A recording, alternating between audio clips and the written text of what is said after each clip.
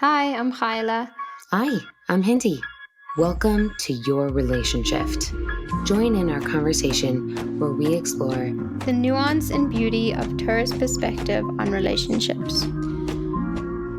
Hey, Phyla. Hey, How are you? amazing. Baruch Hashem. Brooklyn is All sunny right. today. It's a good Really? That's so day. Yeah. nice. I love that. Yeah. LA is Yeah. surprise gorgeous. Baruch Hashem. Every day it hits me We yet don't again. care about the weather in LA. Sorry. It's really lovely.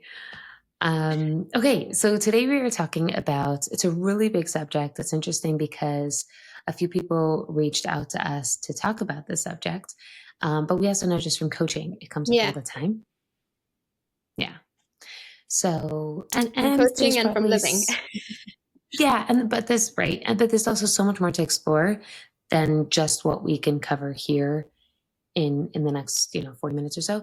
So I do encourage someone, if this is, deeply triggering or really hurts, or something you just want to deepen and explore, to reach out for coaching, because it's a big one. It's a really big one. I definitely had to get coached around this. Right. Just saying. Yeah. Yeah. This theme. Yeah. Okay, what are we talking Also, about? if there's more, what are we talking about? Drum roll. We are talking about phones. The phone. Phones. Yeah. So the first one, it's actually so sweet. She starts off really praising her husband and how special he is. But the one thing that has been hard for her is his phone usage. My husband will spend many hours on the couch, glued to the screen. He'll also be on his phone in bed. He does important things on it, like pay bills and davens, but most of the time he is consuming news and social media. So she asked, like, what would you recommend me doing about this? She also mentions that, like, it's very hard for her. I don't want to read the whole entire thing, but it's very hard for her because she said raising kids in such a tech forward world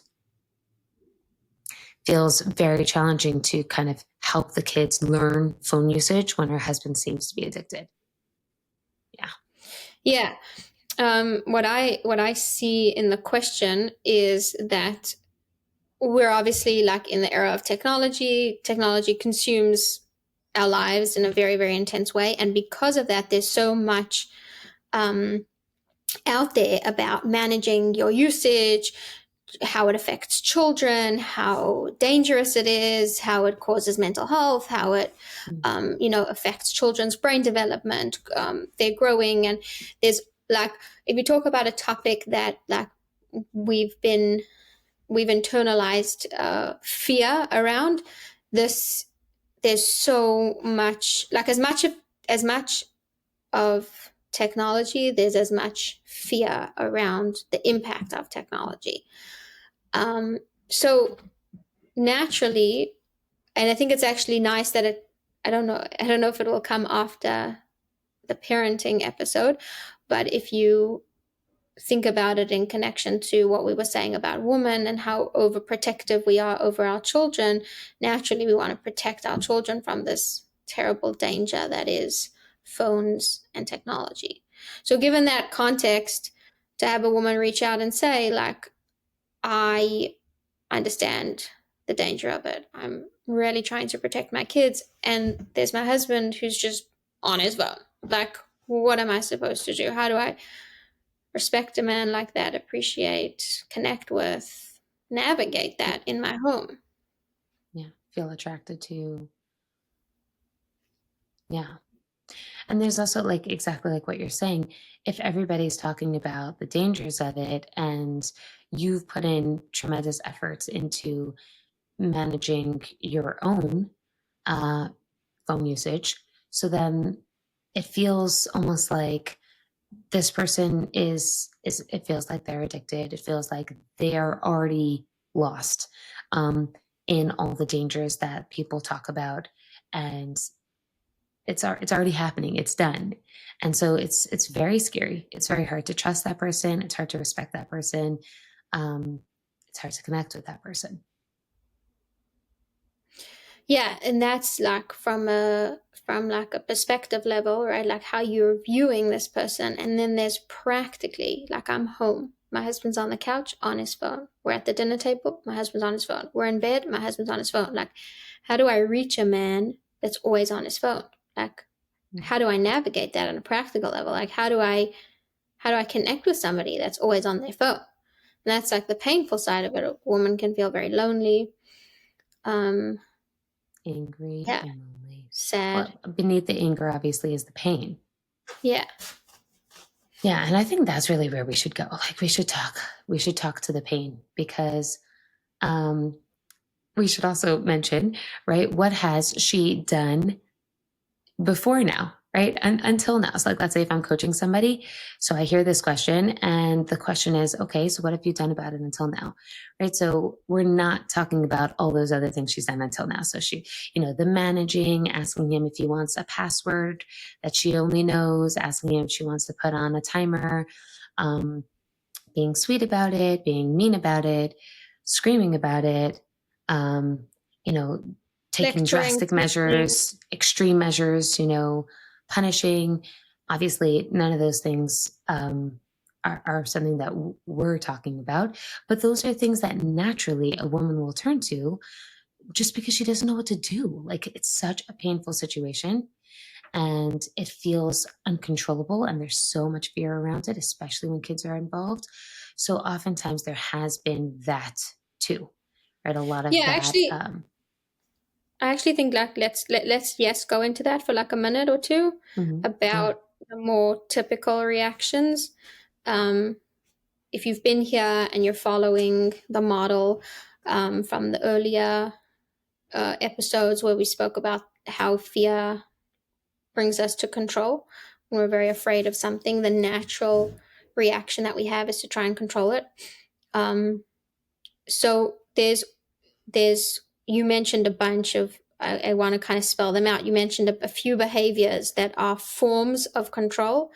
Um, so it could be like very sort of direct control where you're like sort of trying to actively like manage your husband's usage of his phone, whether you're making him a password or you're putting on a screen time or you're asking him to place his phone in a box that locks.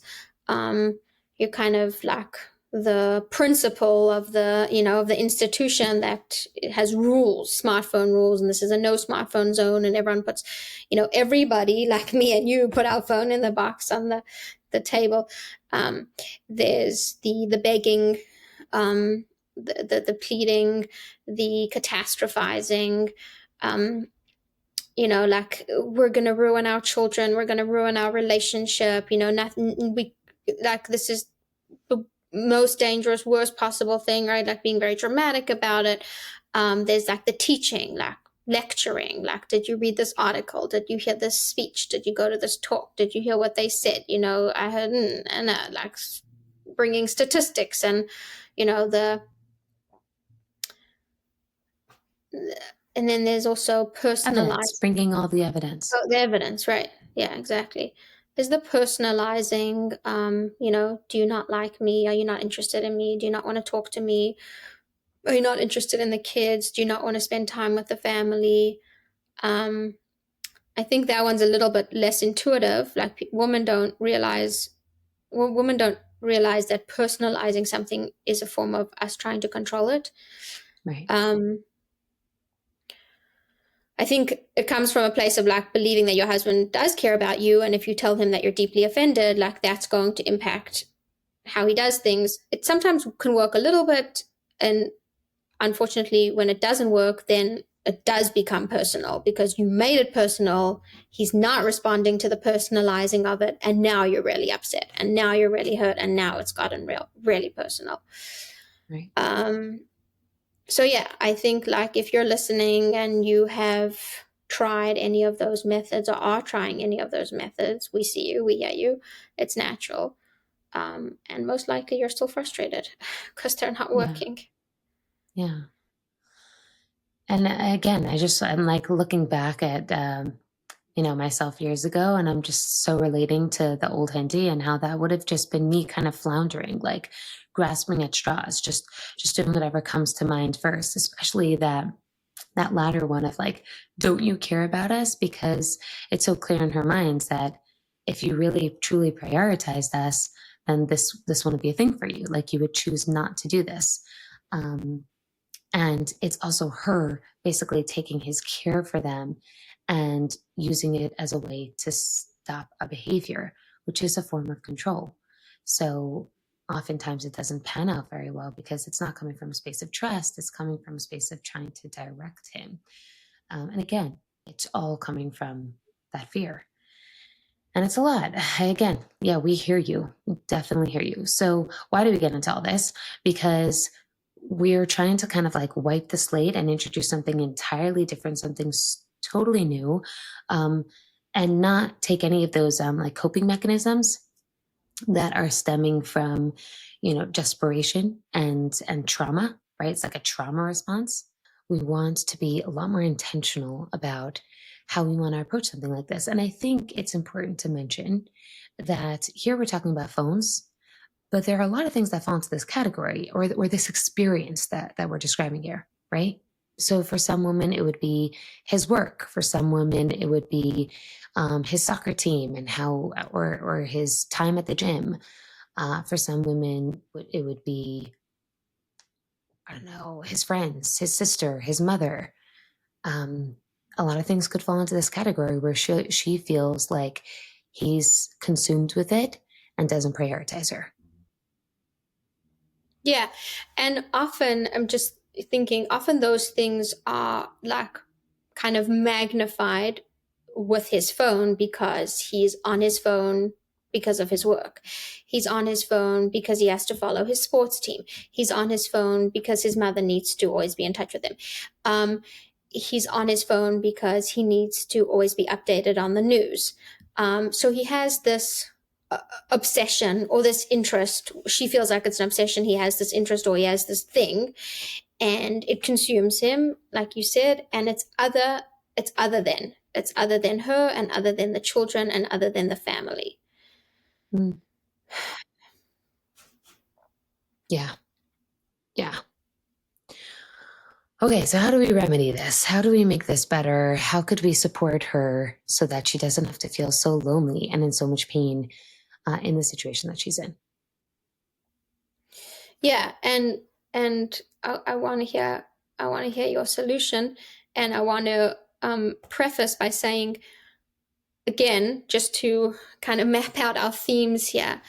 Um, we all know the fear model and we know the control model, and we're here because we know that those models don't work.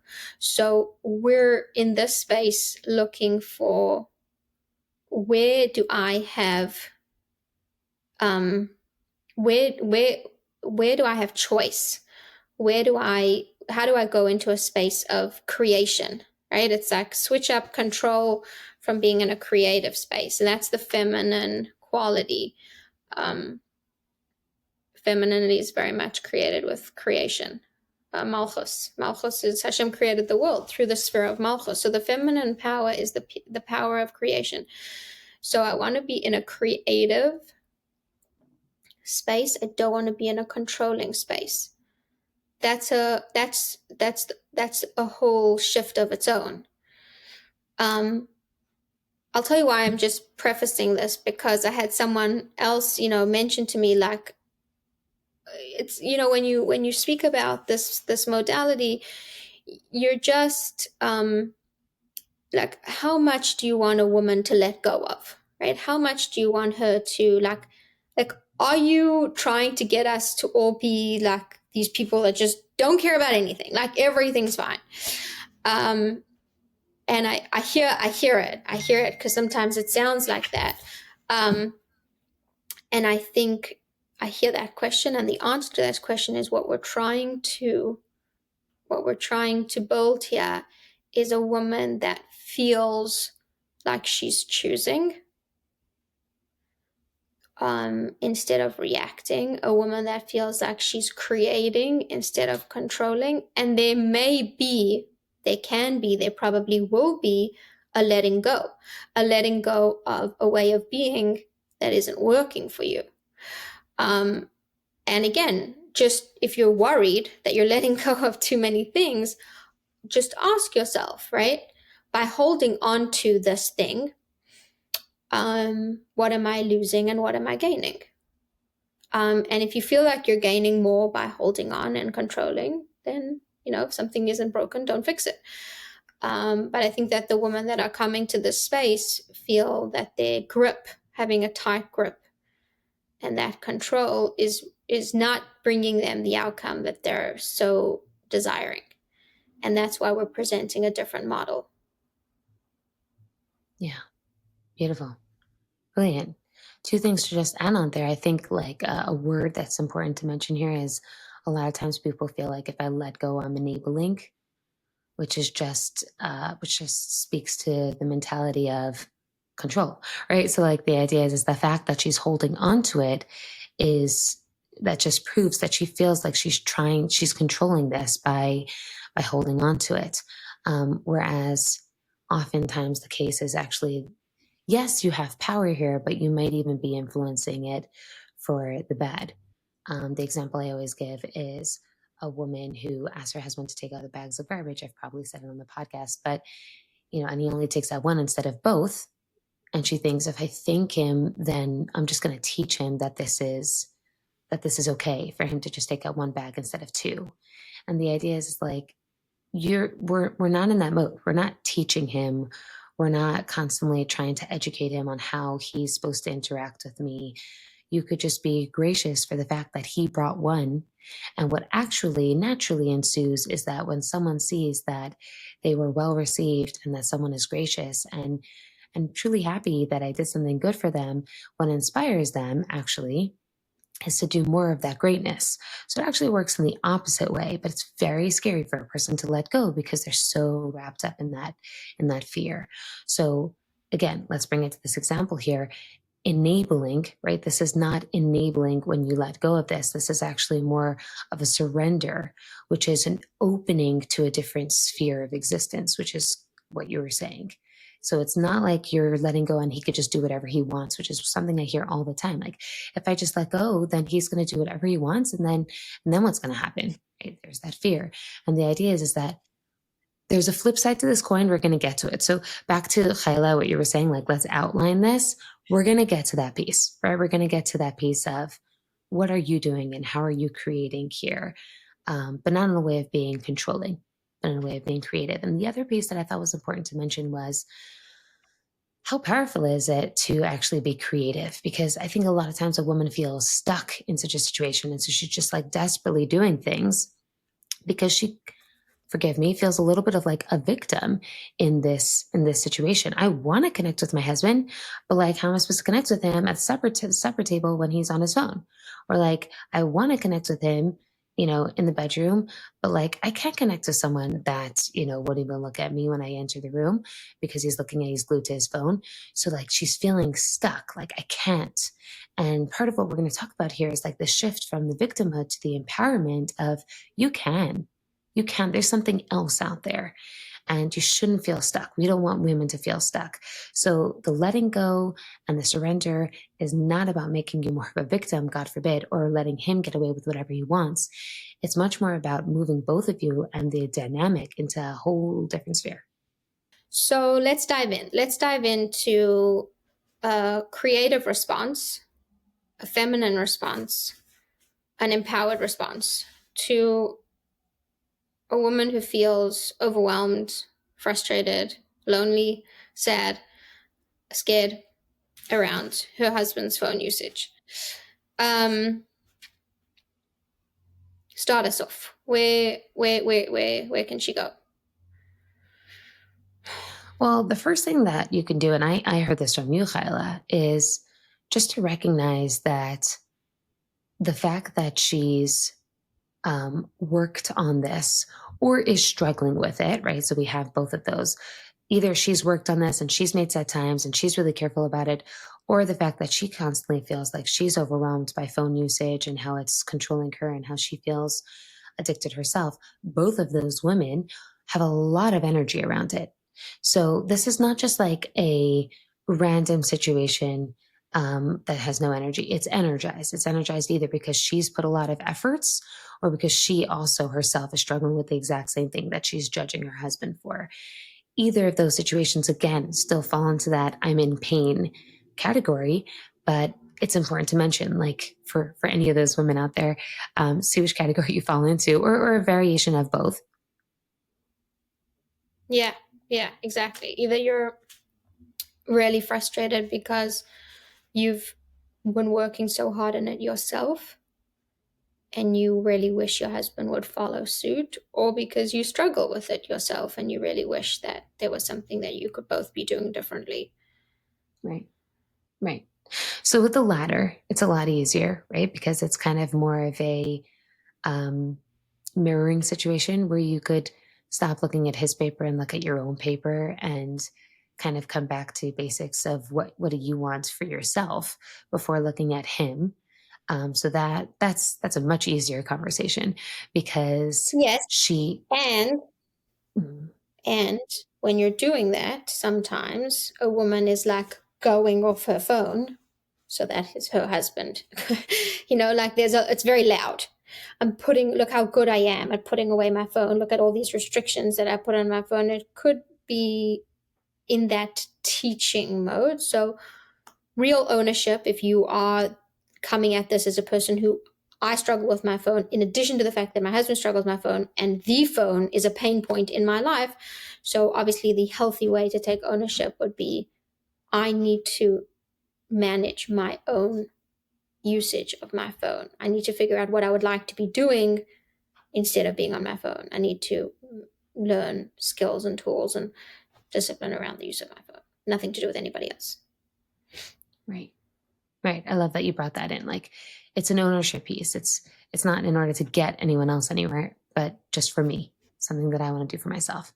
Yeah. Yeah. And then if you're the person that is really good at managing your phone and now it's just your husband, so still, I think it's relevant. Like what we want to go to is relevant to everybody because it could be, you know, like we said, this is a broader topic about anything that your husband is giving a lot of attention to. Right. Okay. So what do we do over here? So we're going to take you down this journey of it being a very different response. And for the woman who is being first exposed to relationship and for us to suddenly turn it on her, listen to the mirroring episode. Yeah, And maybe don't start I at like that. six. Actually, I like that mirrorship. Isn't that good? Like ownership, but mirroring. So listen to the mirrorship episode and listen out for what we're talking about over there. We're again not saying that he could get away with anything. It's more about coming back and being internal. However, for the woman who's super energized and is in this painful situation, something that is super important, and you could hear it also in the wording of what's of how this woman is speaking about this situation. She's saying, um, it hurts me. I'm fearful. It's encroaching on our special moments. I don't have a desire for him. Um, he's obsessed and I can't respect that. Right. So there's a lot influencing her. I know, especially around the dinner table, there's so much energy around us sitting together as a family. This is the one time of the day where we're sitting together. And I'm just like imagining the scene of him being on his phone and her internally seething. And I think an important piece to kind of go towards, and this is where the direction that we're heading towards, is how much energy in the room, how much oxygen in the room that phone is taking up because she's letting it. She's giving it so much power. She's giving it so much space. And again, not to say that her husband's doing the right thing, right? I'm not saying every husband's allowed to be at the separate table with his phone on. I'm not saying anything, but what I am saying is there's a lot of her giving it energy, power over her, and oxygen. She's feeding it. She's literally like bringing it sacrifices with her anger, with her pain, with how energized she's getting around it. And everyone's observing that and seeing that happen. Yeah, I think what I'm hearing you say is that she is doing the exact opposite of what she would like to be doing, which is she would like the phone to not be taking up space. She would like the attention to be on the live conversation that's happening around the table. And by having so much energy attached to it, by having such a strong reaction to its presence, she's creating the opposite, where all the energy, all the focus is on the phone. Um, I think even practically, like I'm just thinking, how does that manifest practically? You might not talk. You might be silent because we can't talk because there's a phone here. Um,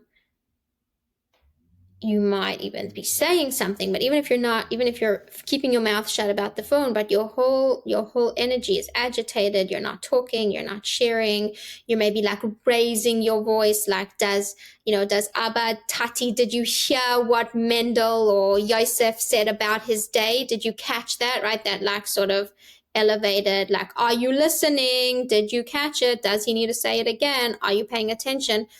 um yeah, so you're, in terms of your tone and your behavior, it's going to be very it's going to be like very much in the way you're speaking and the way you're moving and where your eyes are and your body language. And let's say in the case of children, like you're worried about your children like being bothered by it or noticing it, your children are following their mother's eyes, so then it does bring your children more to notice it. Yeah. Yeah. And then bringing us back to the principle of I create with my thoughts, words, and intention. So what's happening is you are creating, but you're just manifesting this negative belief that his priority is his phone and he doesn't prioritize his children. He doesn't prioritize spending time. He doesn't prioritize us. And so what you are creating is the negativity of that belief.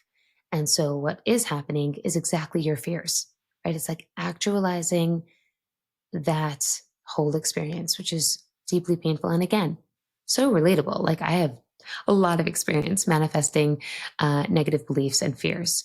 And I think the turnaround was actually so powerful for me, realizing why am I continuing with this negative belief pattern? Why am I actualizing these negative beliefs? Because if I keep on doing that, then I'm playing a part here, as opposed to how about manifesting what I really want, or maybe even what I truly believe about him?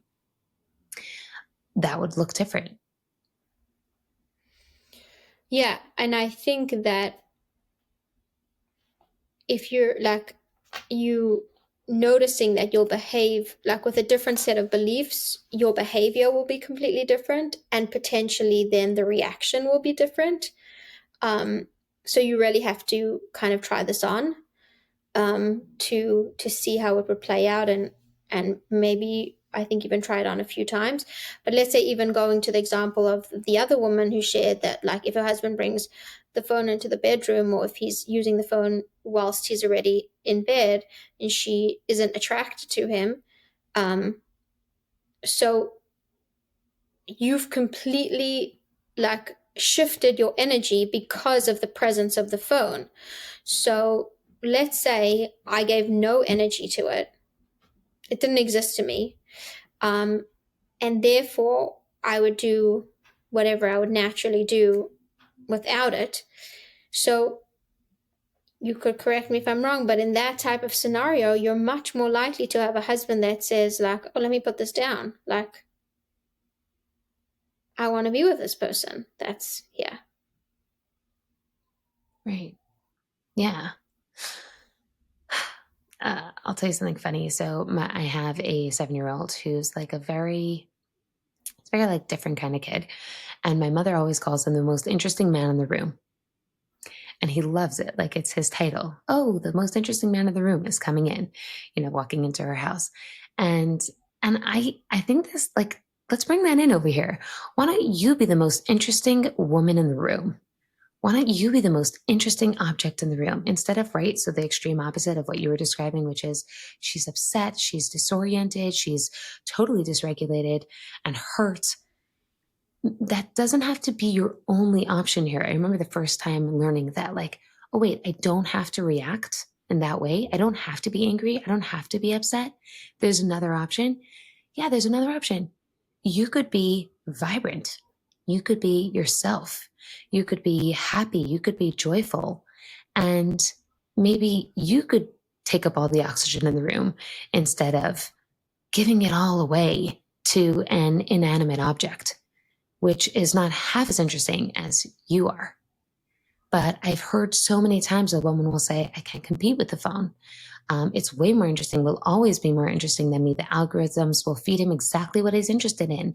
The news is way more interesting than what my 6-year-old has to share about her day. But that's not true, right? That's not true. There's nothing more interesting than the people that you love and the people that you care about and the people right there in front of you.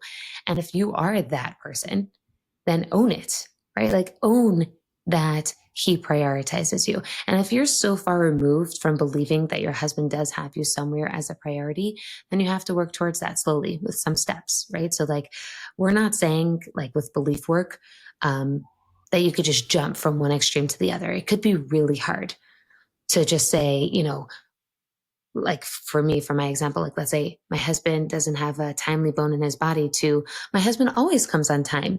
Of course, you can't make that jump. It feels like you're lying to yourself. But if you could slowly work away from that negative belief towards a more positive belief that serves you, and you do that internal work of becoming that interesting person, that vibrant person, then that's what you're trying to create instead of something completely different. Yeah, like another way to think about it is when he does put down his phone, what will he when he picks up his head, what will he see? Mm. Will you be halfway through a really cute and interesting conversation with your kids at the dinner table? Um, not again, not in the punishing way, like, oh, you missed, the conversation was so interesting, the kids were saying such cute things, and if only you would not be looking at your phone, then you would have no. You're just being present. You're living life. You're having a conversation with your kids. And when he puts down the phone and he looks up, he's like, wow, I have this beautiful family with adorable kids who have a great mother who's taking interest in them. Or I put down the phone and I have a scowling wife who has daggers coming out of her eyes and she looks like she wants to kill me. I should probably go use my phone in the bathroom. Right. So, Mm.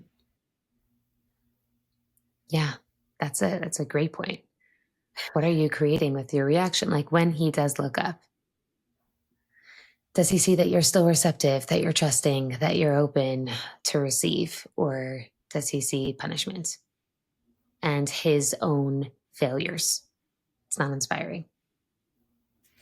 yeah, like, do we want to also create space in our relationship for quick recoveries, right? If someone did, get distracted or go on their phone, but then there's a quick recovery process because I wasn't the wife, that the spouse wasn't obsessing over it. She just was moving on and living her life. So when he's ready to come back from that, he can join her where she's at. She's approachable. Yeah, Yeah, and forgiving. Beautiful. forgiving. Another piece maybe to bring in is like maybe you don't struggle with your phone, but there might be something that you struggle with that distracts you and takes all your attention away from the people that you're supposed to be focusing on. So maybe you struggle with, I don't know, what do you struggle with? Maybe you struggle with Food. insecurity, food. Prioritizing your kids over your husband. Your friends, Yeah, you take priority over them. Your sisters, oh my goodness, that's a big one. your sisters. Prioritizing your sisters over your husband. Everyone struggles with presence. I don't really know that there's a person who, I mean, I don't want to say everyone, but I think it's something that typically people struggle with, being fully present for whatever reason. Something could be taking you away. I think if you're in that moment thinking about how can I focus on my own body and mind and heart and what I want to be generating in this moment, like you'll see it's not so easy, right? It is easier to just be like, oh, my husband's not being present because he's on his phone. If I have to work on my own sense of presence, um, that's a little trickier. I guess I'm saying like a humility around struggle, an empathy around struggle, an empathy around weakness, creating space in the relationship for imperfection. Beautiful. And I think it's easier for a person to be accountable for their own mistakes when they're not feeling like they have to be defensive. They're not on the defense. For sure. 100%.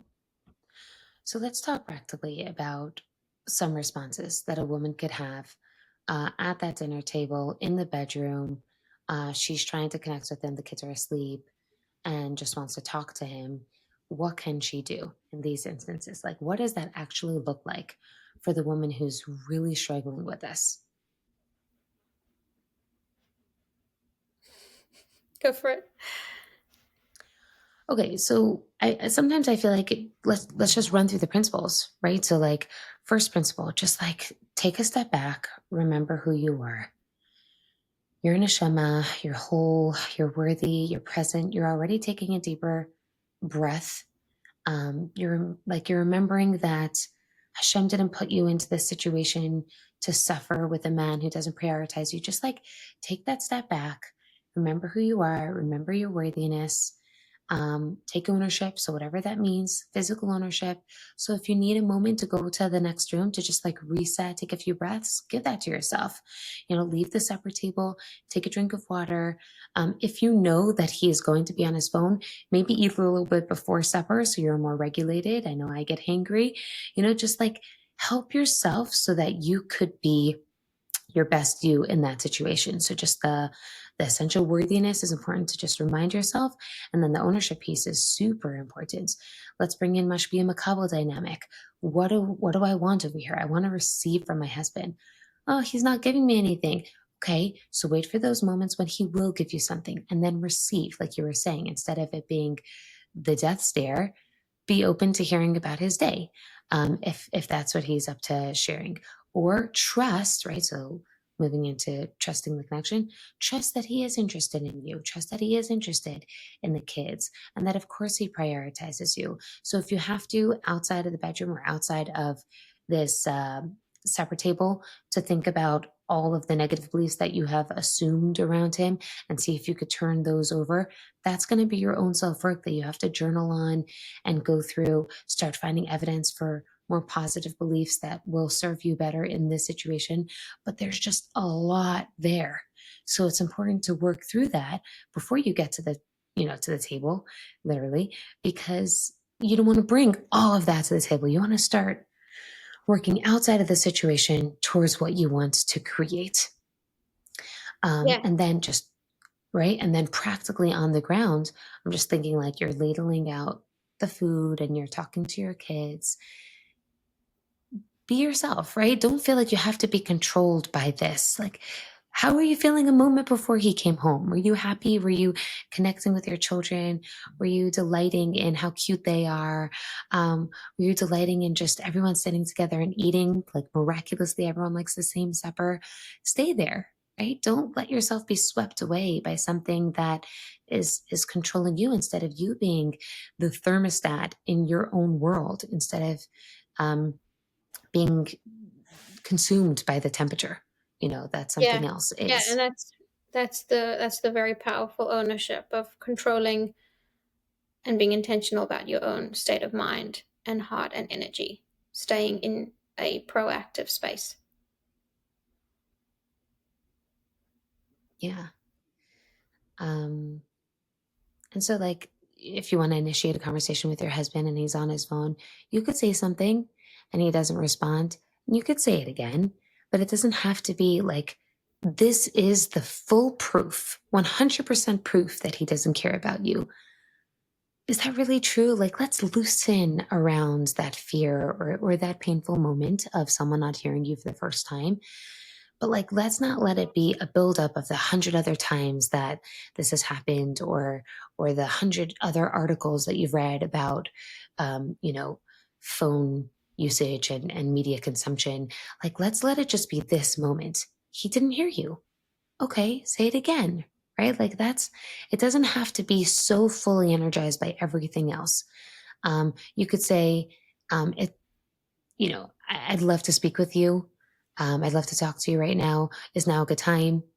Right? Without energy, without blame, without getting on his back, but just asking. It's also respectful. Like, I know if I'm trying to get something done on my phone, like I was desperately trying to do something this morning um, on my phone, I had to like edit a document. If someone starts talking to me while I'm trying to do that, in a way, it's almost disrespectful. I'm working now, right? Like I'm literally trying to do something. And and if it's him checking the team's stats, maybe he's not working, so you don't feel like it's justified, but this is his interest, or this is his way of relaxing after a long day of work. Like, let's just give some space for him, and trust that if I put that respect in that space, then there is space for me. I just want to put that space there, and then he definitely cares. So let me just hold out and see that show up for me. Yeah. I like with space, I like to think of it as the more space there is, the more space there is. Like the more you Love create that. space for him, the more there is for you. Like when you have space, there's space. And it's just like what you're saying is like just relax, hold out, like let there be space for his humanity, for your humanity, for like people to do what they need to do, like to come around to something, to decompress from a long day. Like just breathe. If you're like in that space where you can breathe through it and really be taking control of your own energy, like the moments will come. They will definitely come. And when they come, you'll be ready for them. And that's, I think, another big piece. If you're ready for them, then they typically multiply and come more often. Um, yeah. So it's good stuff. Yeah. I think it's important to mention that something like this is just like a dynamic. It takes time to develop, to become what it is, where there's so much pain and there's so much intensity around it. And sometimes it also takes some time to unravel as well. So trust the process, like really trust the process. Um, but at the same time, feel empowered that you're taking leadership in your relationship, and um, you're not being controlled or giving away your power to something else. You have your own special, unique value, and you could be creative here and not feel lost or stuck. So I hope this is empowering for all of our listeners. And there's definitely more to discuss, definitely. And I think every person should have their own unique, or rather personal coaching session through it, just to work through the little kinks. But Mm, I think we covered some information here, and hopefully this will be somewhat helpful to those of you out there. yeah. And you can always email us. Give us um give us your feedback. Let us know what came up for you hearing these ideas. What feels like really challenging about what we're sharing or really empowering about what we're sharing. I think like something to again just make note of, kind of a little bit connected to the preface that we mentioned earlier, is that if this feels freeing, then it's landing. If it's not feeling freeing, then something isn't landing, which is understandable. And hopefully we can, maybe you could either go for personal coaching to work that out, or you could bring us feedback and we can, help you integrate more. But essentially this should feel very liberating. Beautiful. Thank you, Chayale. Thank you. We would love to hear your feedback, thoughts, and questions. Please leave a comment below or email us at yourrelationship@gmail.com. Looking forward to connecting with you. See you next time.